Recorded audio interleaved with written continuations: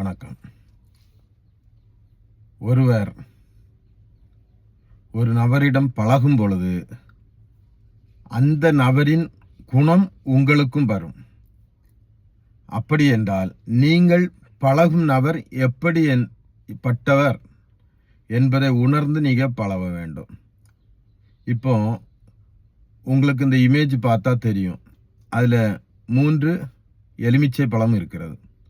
ஒரு பழம் முழுவதும் கெட்டுப்போன பழம், ஒரு பழம் 2 கெட்ட நிலைமைக்கு இருக்கும், ஒன்று நல்ல பழம். அப்படின்னா நீங்கள் அந்த கெட்ட பழத்துக்கிட்ட இந்த 2 கெட்ட பழத்தை வச்சாலுக்கு உடனே கெட்டுறது. அந்த நல்ல பழத்துக்கும் அந்த 2 கெட்ட பழத்துல இருந்து அந்த கெட்ட குணம் வந்துடுது. அதே இது நீங்கள் நல்ல பழங்களாகவே இருக்க வேண்டும் என்றால் நீங்கள் நல்லவர்களுடன் பழக வேண்டும். நடவடிக்கை சரியில்லாமல் தீயவர்களிடம் நீங்கள் பழகினீங்கன்னா அவர்களுடைய குணம் உங்களுக்கும் வந்துவிடும். சமுதாயத்தில் உங்களுடைய ஏற்றம் குறைந்து மரியாதை குறைந்துவிடும். நன்றி.